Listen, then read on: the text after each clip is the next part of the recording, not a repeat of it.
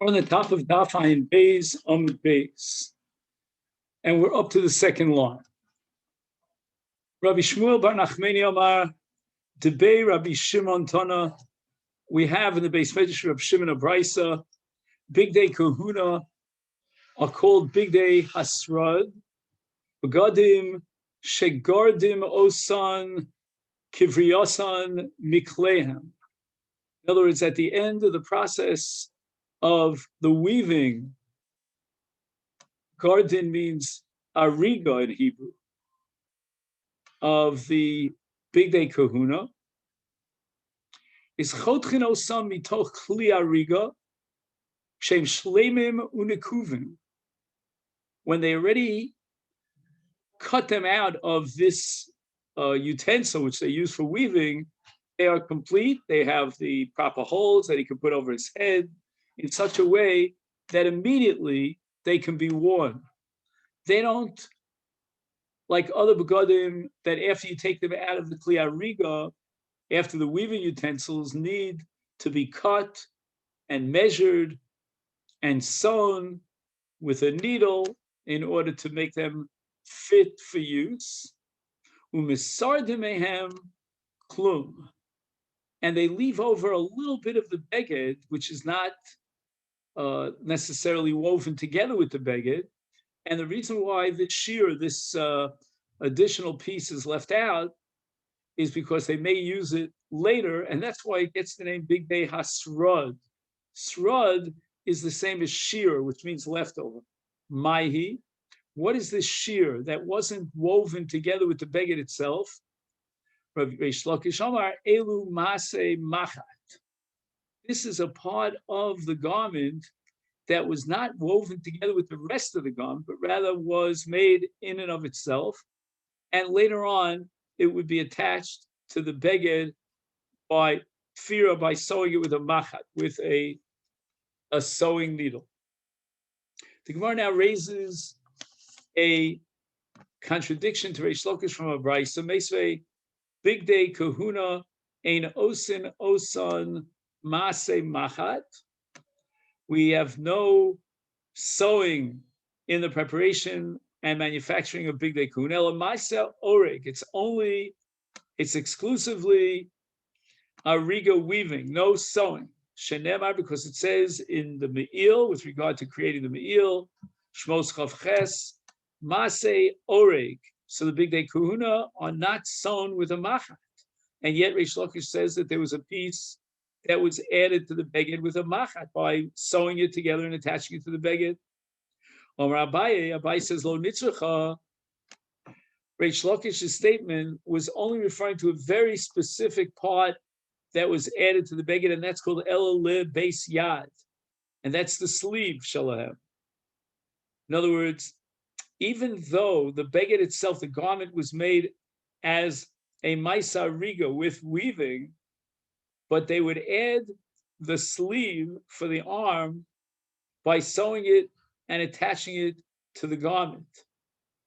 And that might be a reflection of the different sizes that were necessary. In any event, the tfira, which is very limited, the Torah would allow, even though the Torah calls it a maisa oreg, but a small segment of tfira is permissible. And here we have a comment of the Siach Yitzchak. We've quoted him on many occasions here in Masechet Yoma. He says that Abaye is defending Reish Lakish, and he's presenting that Reish Lakish was speaking only about the chibur, the connection between the Beis Yad, the sleeve, and the beged. And after the Ariga, when it was already a complete beged, then you were permitted to sew on to the Ikar beged with a Maisa Machat in order to have the Beis Yad attached to the beged. Kisanya, we learned that in a brisa as well. Beis Yad shall Big Day Kahuna nereges b'fnei atzma v'nidbekes ima beged umagas ad pisas hayad. The brisa says that the sleeve of Big Day Kahuna was woven on its own, and then it was nidbekes, meaning nitferes, it was sewn on to the beged itself, and its length would reach to the kaf hayad, the pisas hayad. The kaf hayad is here, so probably the sleeve reached a little bit beyond the wrist. Now, at this point in the sugya, we're going to learn a little bit about the creation of the Aron Ha'edus, where the Luchos Ha'edus was. And as we'll soon see, the Aron was made up of many different parts. Omar Rachva, Omar Rabbi Yehuda, Sholosh Aronos Asa B'Tzalel. In the case of the Mishkan, the Aron, which would be located in the Kodesh Kodashim, was created three different Aronos, an Aron, an Aron, an Aron, one inside the other. It's like one box inside a smaller box, inside a larger box, etc. And now Rabbi Yehuda is going to describe the three different boxes. Emtsoi, the middle box, Shel Eitz, was made of wood, and its height was Tisha Tfachim.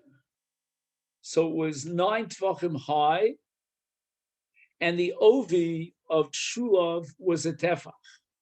So the bottom part of this middle box had a thickness of 1 tefach, which means that the airspace inside this middle box was 8 tfachim. Shenemar bo v'yasu aron atzei shitim v'ama v'chetzi komaso. Now, what's an amma v'chetzi? Well, an amma is 6 tfachim, and therefore half an amma is 9 tfachim. I mean to say 3 plus 6 is 9. So that means that an amma v'chetzi equals 9 tfachim. And that's what we have as to the height of the emtsoi, which is made of wood. Pnimi, shmona tfachim. So the pnimi is shel zav. It's made of gold, and it is placed inside the emtsoi, which was made of wood. And the one that was made of wood, as we said, the emtsoi, is 9 tfachim high, which is an amma v'chetzi. Now you have something that's only 8 tfachim, and they're going to place it inside the middle aron. Hachitzon, now we're talking about the largest, or the one on the bottom, the largest of the 3 aronos,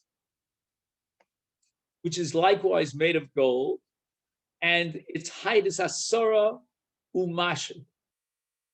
And therefore, the middle box that we spoke about before, that was 9 tefachim, could be placed inside, and the top aron, which we said was made of gold, can be put inside the middle one, because the middle one is 9 tefachim, and the highest one, the last one to go on, is 8 tefachim.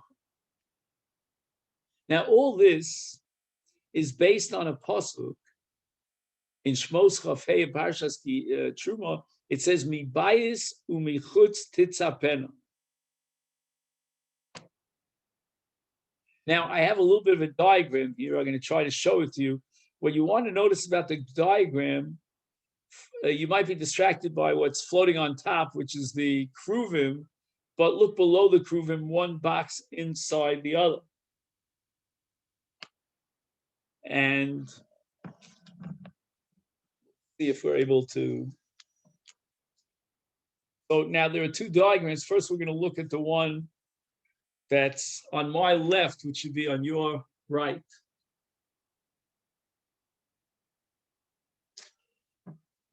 If you're able to catch that, what you have is an aron shel zav on the bottom, that's the base. Then you have an aron shel zahav on the top, and in the middle you have an aron shel eitz. Now he gives you a little bit about the measurements here. The aron shel zav on the bottom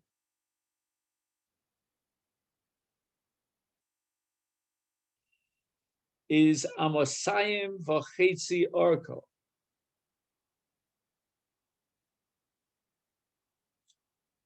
So if we're assuming 6 tvachim, that's 6 times 2 is 12, and another 3 is 15 tvachim.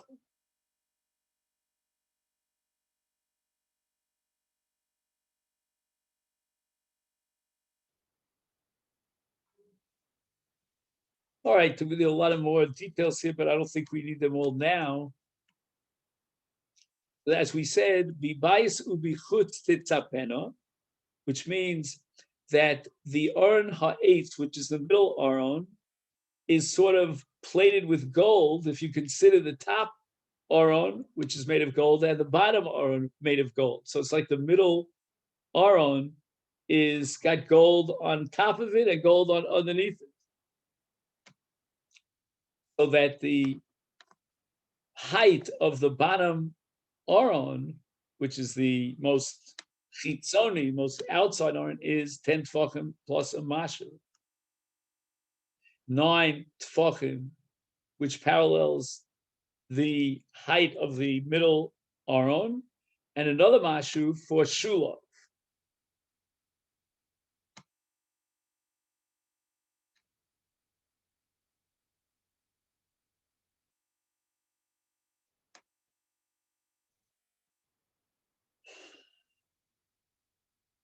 Now it seems that the ovi of the shulav is a mashu, so the 10th tefach in the height will cover the ovi hakaporis, which was placed on top of the aron,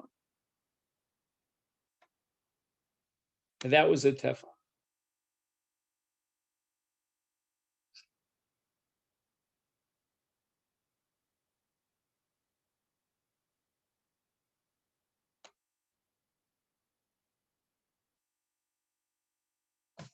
Okay.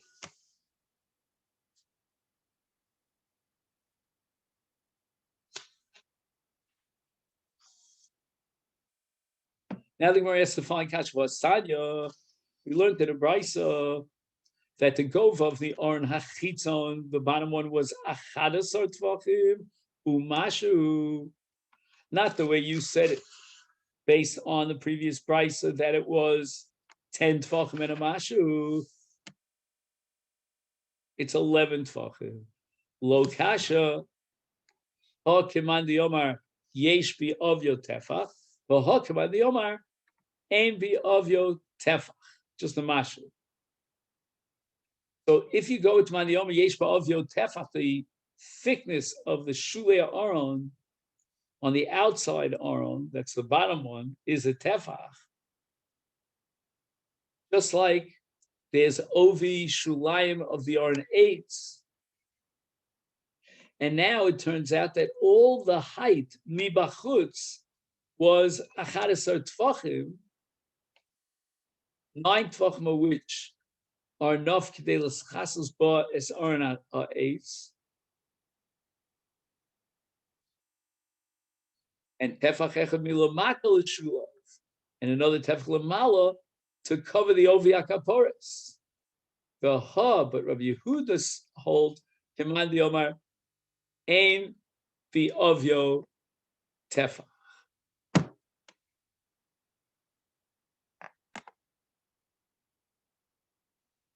Just to read a few notes, he says that the outer box had a thin base of negligible height, what we call mashu, a bit, and the rest of its height, the 10 tefachim, covered the side of the inner box, which was 9 tefachim high, as well as the side of the kaporis, which is the lid that is placed over the middle box, which was 1 tefach high.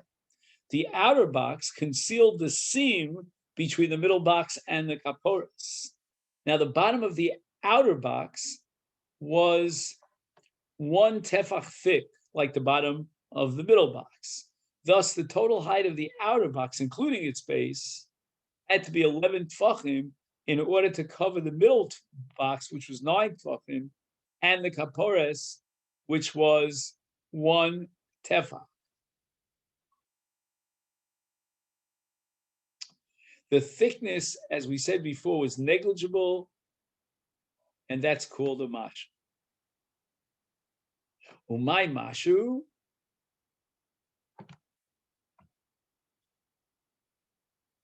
What is the Gemara bothered by when it says my mashu?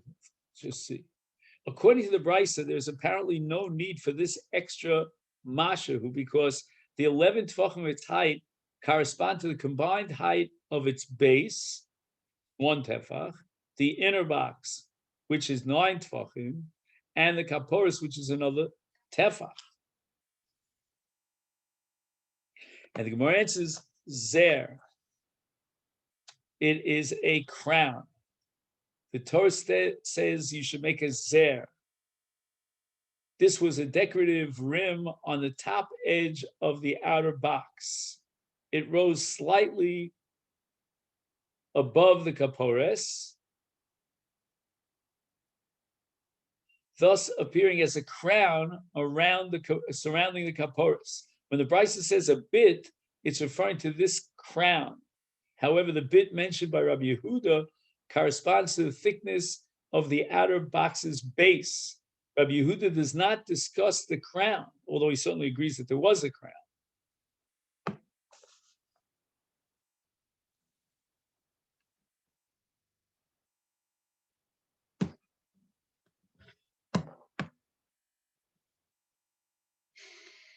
The Asisa loves Zer Zahav Saviv. That was the pasuk. Rabbi Yochanan, Shlosha Zerim Heim.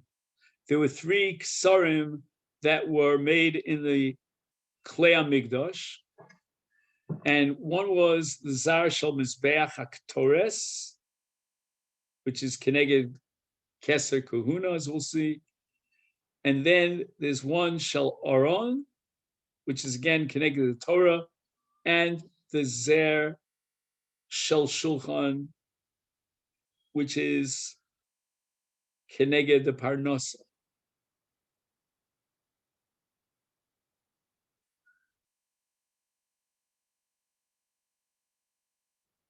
Now, the Shulchan is actually Keneged the Osher Shel Malachim, the wealth of the kings.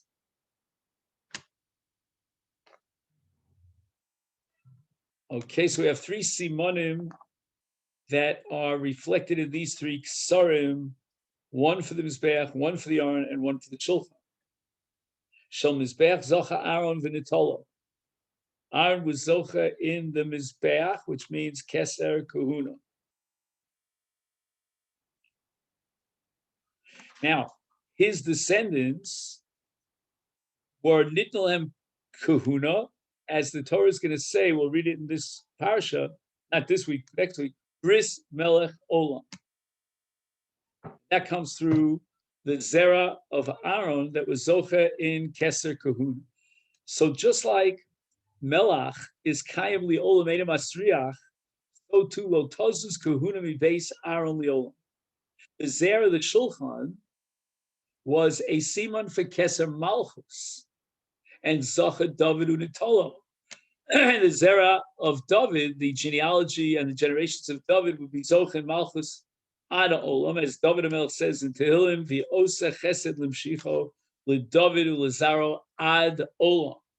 Then we have the Zer Shal Aaron, the Aron, which is a semen of Kesed Torah, Adayim Munachu, the Kol Rotzalito, Yovo V'yitol, Yovel Yivika.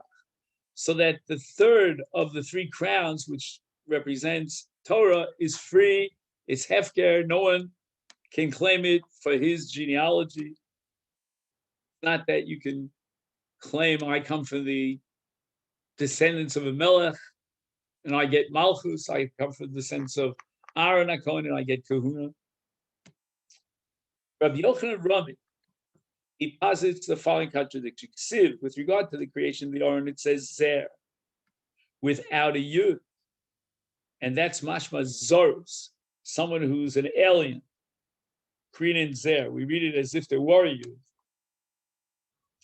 But that's only because of the Kri. The Ksiv is really Zar, Zayin Reish, without a Yud. In any event, we have a contradiction in the meaning of the word between the ksiv and the kri. Ksiv being zar, so to speak, meaning without a yud, and the kri is there. So Rabbi Yochanan says, how do we reconcile this? Zacha, person learns Torah Lishma, then he will merit Naseslo, the Torah becomes a zer, a crown around his head. Lo Zacha, if he was dedicated to the study of Torah B'Shalol Lishma, or heaven forbid, he didn't fulfill the Torah, he didn't implement its teachings, is Zara Heimenu. It becomes foreign to him, it means he'll forget it. He won't be able to retain his Torah knowledge if he didn't study it Lishma. Rabbi Yochanan Rami, another contradiction, Ksiv, with regard to the Luchos, and we're talking about the second set of Luchos in Parshas Ekev, Ba'es Hahi, Omar Hashem Elai, V'asisa L'cha Aron Eitz. Moshe Rabbeinu was commanded to create the Aron, Ksiv, with regard to the Tzivur of Melechas HaMishkan. We're not in Ekev, we're going back to Parshas Truma, and there it says, the Osu Aron Atze Shitin. It's not directed and addressing Moshe, it's addressing the entire Tzivur. Well, the answer is, initially, the Melechas Asiyas HaAron was encouraged on Moshe Rabbeinu. Afterwards, you could do whatever you want. What I mean is that you could be matel osalat tzibur. Umikan, what do we derive from this? The Talmud Chacham shebnei iro mitzuvim lasos lo malachta. The members of his town, his local neighbors, should be dedicated to support him so that he doesn't have to go out and work and he can focus on his studies, on his Talmud Torah. And this is called B'nei Iro Mitzuvim Lasos Lo Malach. Even though the psukim are not written Kafi Seder, it doesn't really reflect the Seder of the Droshas HaGemara, because beginning with the Pasuk says V'yasu Aaron, which is the Parshas Truma. Only later in Parshas V'yasisa L'cha Aaron 8 in Ekev is the Droshas HaGemara Asmachta Bilvad. Now again, which kind of Talmud Chacham do the members of his city have to support him? If, let's say, this Talmud Chacham gives up any dedication to bring in some money, any work, any occupation,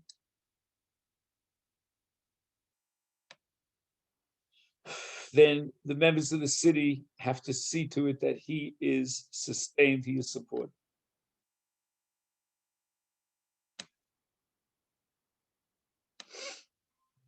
Now, regarding the Aron, v'tzipiso so zov tahor mibayis michutz tapeno.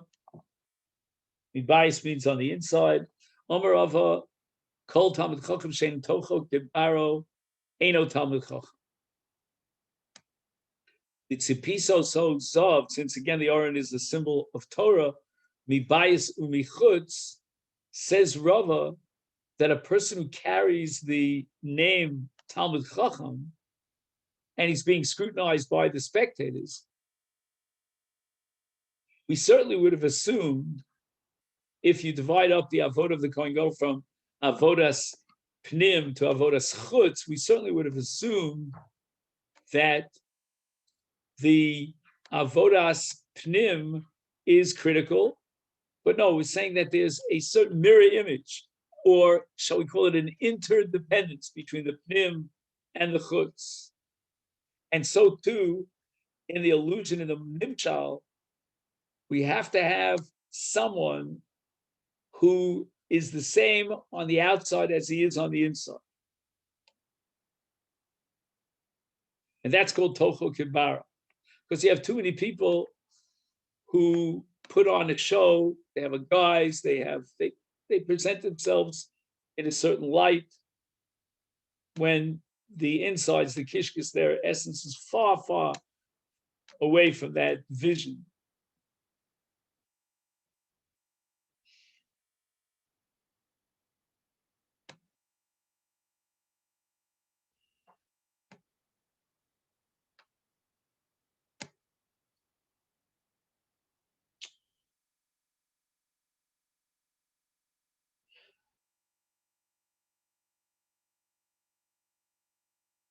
Omar Abaye v'itema Rabba Bar Ula Talmid Chacham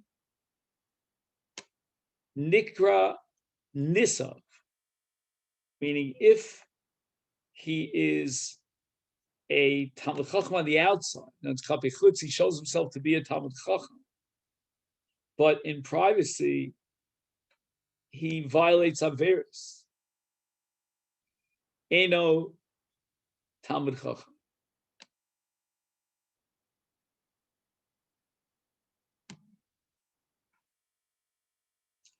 Not only is it Ena Talmud Chacham, it's worse than that. Nikra Nisav To'eva.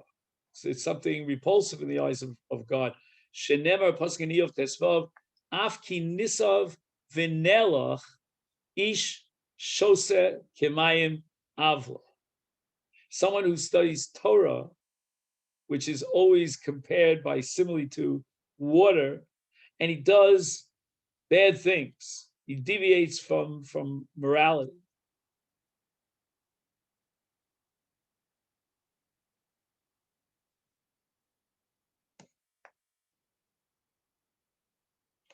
Let me just read the note here.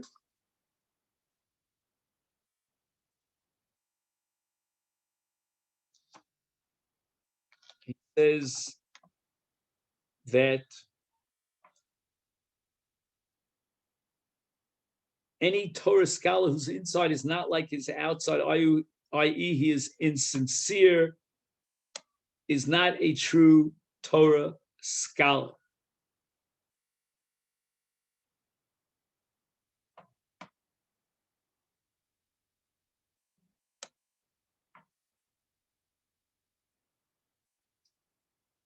Omar Abai v'tem Rabba Ula Nikra Nitav, loathsome. Oh, that's good. I said repulsive.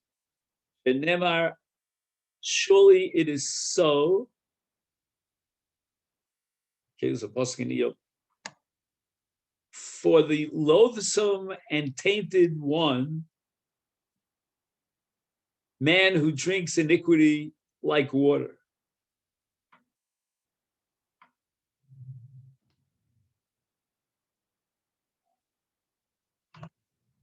Omar Rabbi Shmuel Bar Nachmani Omar Rabbi Yonasan, my dechsiv. How do we understand the pasuk in Mishlei?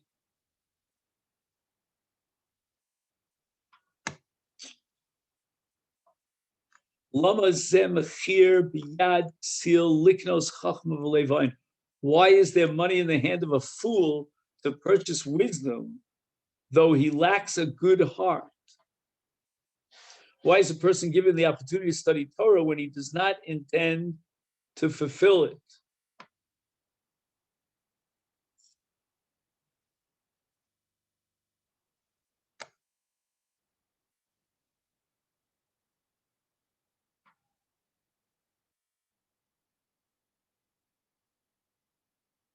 One second.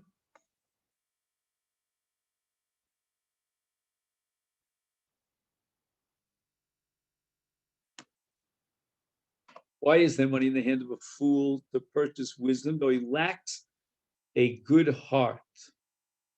I guess it means he's not intending to fulfill his Torah.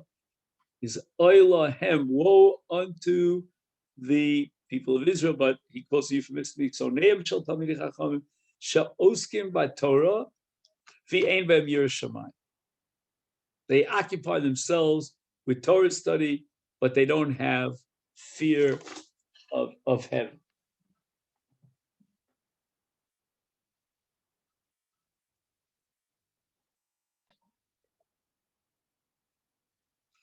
Amar Rabbi Shmuel Bar Nachmeni Amar Rabbi Yonasan. My Dichsiv Pasuk in Mishlei. Lama Zemechir Biad Ksil Liknos Chacham V'Lev Ayin. Oilem L'Soneim Shal Talmidei Chacham Shoskim B'Torah Ve'Ein Lem B'Em Yirat Shamayim. Machritz Rabbi Yana. Chaval Al Delesle Darta. A person who doesn't have a chotzer. V'Sara L'Darte Ovid. He makes a shar, a gateway, an entranceway to the chotzer, and all his malacha, all his yigia, everything that he's spending is just in vain. It's a waste of money, waste of time, waste of effort. And chaval adam shemisyagea b'limud Torah, which is a shar liyirat shamayim, ve'en lo yirat shamayim. So all his yigia, all his work in Torah is lechinam, is worthless. It's in vain. A person must begin with yira before his limud. Amalahu rava lirabbanan. B'matusa minaychu, do me a favor. Lo seirsun tarte gehenna. Don't inherit, right? Teresim is also in Yerusha. 2 categories of Gehenna.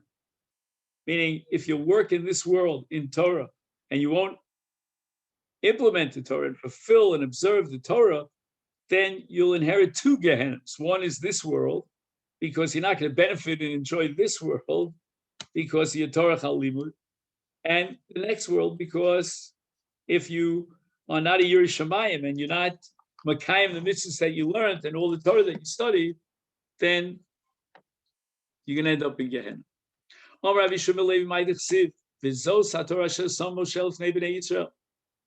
does the Torah say Asher Sam, which is said Asher Limed Moshe Livnei Yisrael?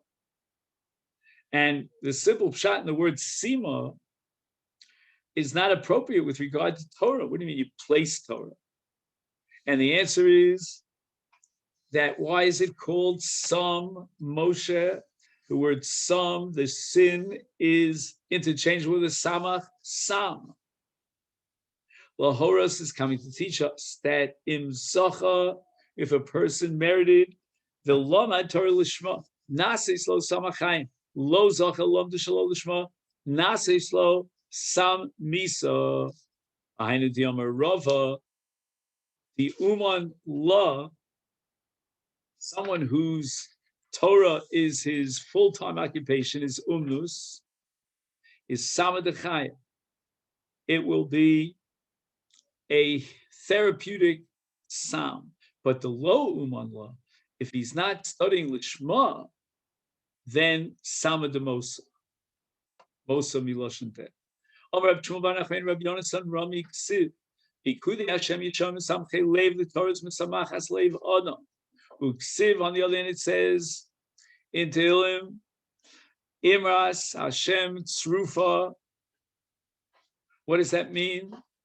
That the Torah, Imras Hashem, is mitzarefes, mizakekes, es lomdeo b'isurin u'b'gehenna. The answer is Zocha. If he was Zocha and he learned Torah Lishma, is in the Torah Misamachta. But Lo Zocha, and he didn't learn it Lishma, Hareze Tzorfaso, Tzorafto. It's full of Yisurim and Gehenim. Reish Lakish Amar Migufe Dekra Nafka, even from the Pasuk itself, Imras Hashem Trufa, I can derive the conclusion that there is Tziruf, that's Latova, and then there's Tziruf, which is Lara.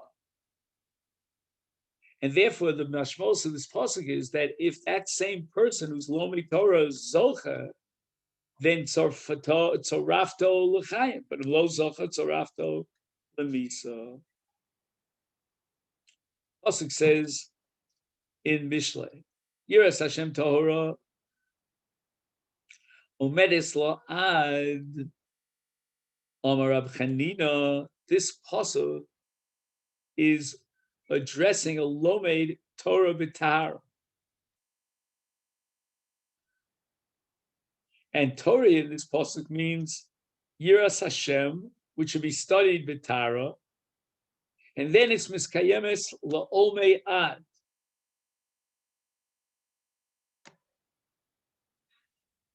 That's what it means. Yiras Hashem Torah omedes la'ad. Umaihi. What does it mean? He's Lome Torah B'Tara. No say Isha. He gets married, and now he avoids any bad thoughts. Any Harurei of Rabbi Yakach Lome Torah. Edus Hashem Ne'emana. Amar Abchia Bar Abba. What does the word Ne'emana mean? Ne'emana hi le ha'id belombeha Yoma din v'lomar mi shekima mi lokima. So Ne'emana means that the Torah will testify on the day of judgment regarding those who studied her. And now the sugya takes a turn in a different direction. In a case of making these tziyurim, we'll see about that in the Arigas HaMishkan of the Big Day Kahuna. And the Torah says Maisa Rokem. And it's referring to the Masach, and they would make it tziyurim Maisa Rokem.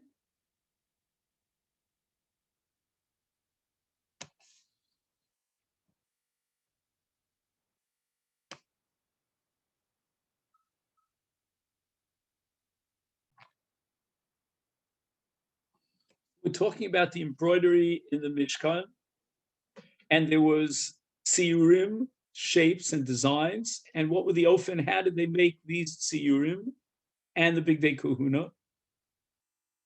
And in certain of the Klei Mishkan and in Big Day Kahuna, like for example the Mosach, that it says Maisa Rokem. They would make, after the embroidery would create these tziyurim, these different shapes.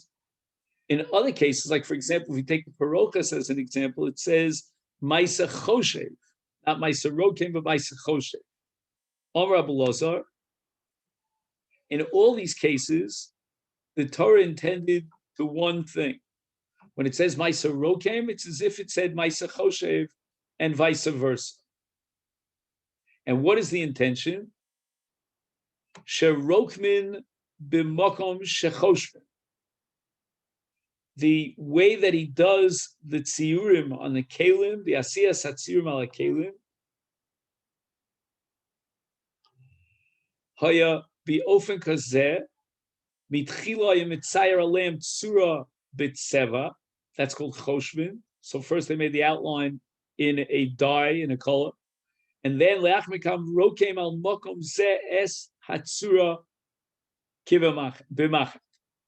Then they do the real, the real intensive labor work of getting the tzura down with this mach. Rabbi Chia, Rabbi Nechemia, Rokem v'choshev are different things. This is the shita that argues with the previous brisa. And b'chol makom nemar b'dafka echad mihim. It's always going to be one of the two. Either Rokem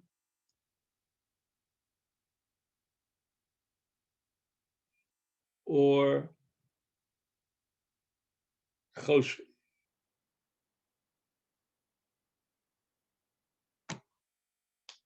So again, according to Tana Debei Rabbi Nechemi, when it says the word Rokem, we're talking about a tziyur b'maisa machat. So he has a woven beged, and now he embroiders with a sewing needle to make these tziyurim. Lefichach, therefore, artzuf echad. You'll see the same outline of a face, for example, on the other side. Tzura achas kitzuroso mitzad zeh kach tzuroso mitzad shein. Oh, but if the Torah says choshev, then what the Torah means to say is that tzir is in the mais hariga. No, it's during the harigas habeged. Then each one of the arios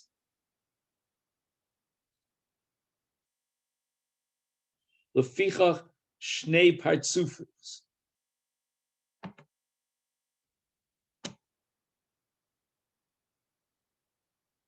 So we have here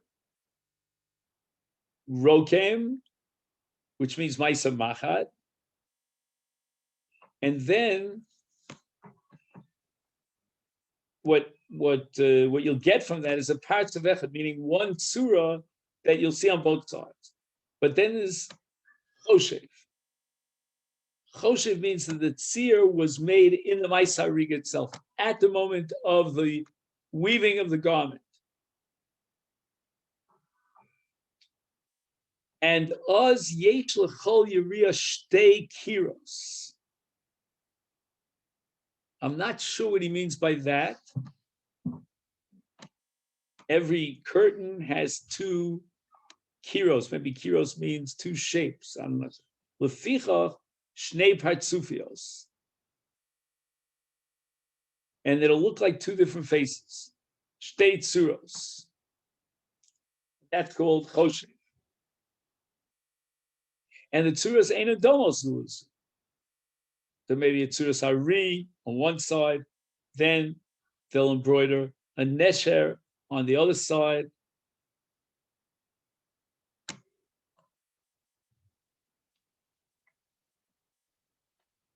And Rashi compares it to Chagoro Chalmeshi. The Rambam in Klei Migdash says that Partzuf Echad means Tzuros, Niros, Chak Mitzad Echad Shal Beged, Umitzad Sheni Uchala.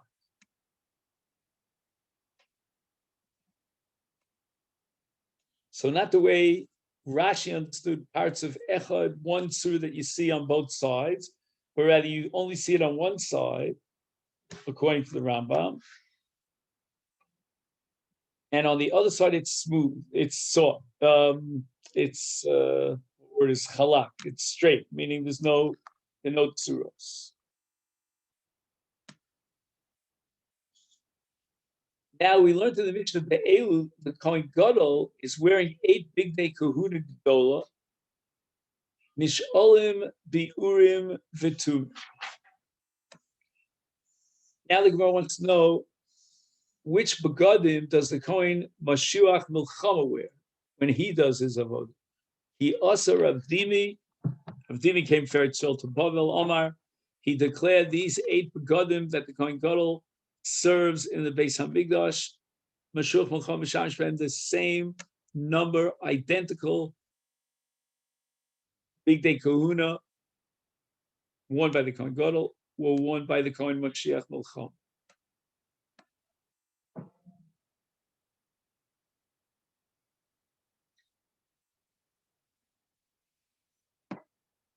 Shenemar, in the Pasha Miluim in Shmos Chavtes, it says, "Uvigdei hakodesh asher li'aron yu levanov acharov." The word acharov is redundant, and we're going to darshan from it that big day Aaron, which means the 8 big day Kahuna Gedola, they should even levi sheba b'gedul achrel. They will be used by, designated for the Misha Hu Sheni Lo Bigdula, meaning the Kohen Mashuach Milcham. So this is the tradition that Rav Dimi brings back from Eretz Yisrael. Masiv Rav Ada, Rav Ada Bar Ava asks a kasha, raises the following objection to Rav Dimi. The Amrila others say it was Kiddi who asked this question. We learned in a brisa, Yochel Yehei beno shel Mashuach Milchama v'shamish tachtov. We might think that the son of the Mashuach Milchama will be appointed after the death of his father as a replacement. And that means that he gets the first shot at it before any other Kohen. Kiderech shebeno shel Kohen Gadol mishamesh tachtov.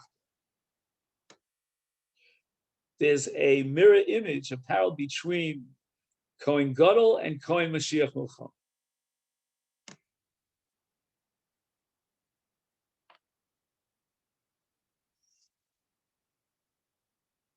It's all based on a pasuk in Achrimos. It says L'kain Tachas Aviv, and that means that the son gets first shot at it. If he's interested and he's capable, he knows, then fine, go ahead with it.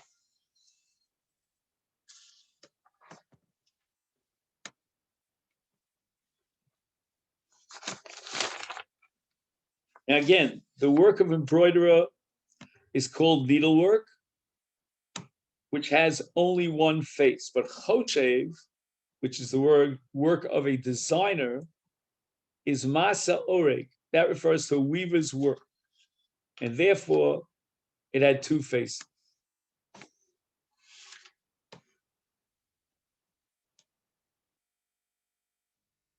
The Kohen Gadol is wearing the 8 begadim, and then he's consulted for a decision of the Urim V'Tumim. When Rav Dimi came from Eretz Yisrael, he said the vestments in which the Kohen Gadol serves is the Kohen anointed for milchama, for battle, also serves.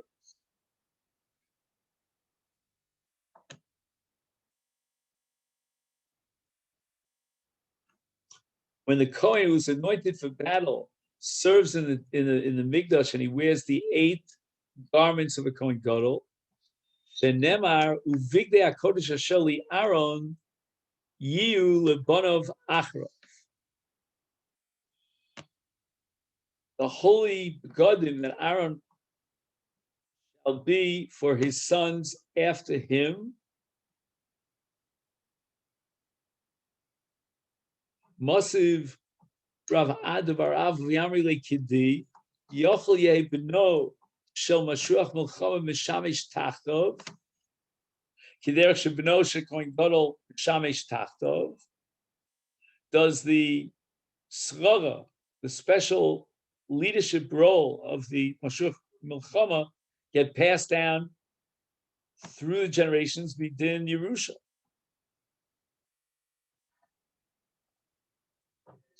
That's with regard to a Kohen Gadol. Now the question is, what about a Kohen Mashuach Milchama? Does the same halacha apply? So again, upon the death of the Kohen Gadol, his son, if he's worthy, assumes his father's position, and that's based on a pasuk of Vayikra Perek Zayin. I might think the same right of the son inheriting his father's position applies to the office of the Kohen Mashuach Milchama. Almid Lomar Daf Ayin Gimel.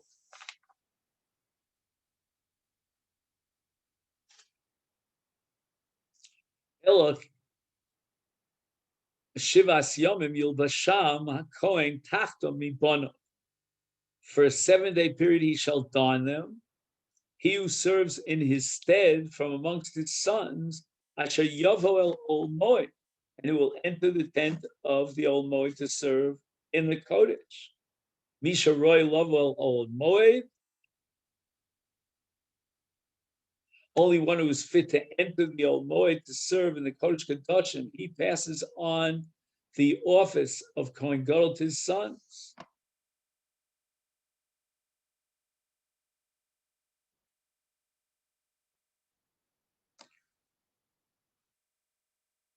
V'im Isa, now we're going to tell me the Kohen Mashuach Milchama, who serves with 8 begadim throughout the year, Masechet Chazi, is he certainly fit to enter the Kodesh Kodashim?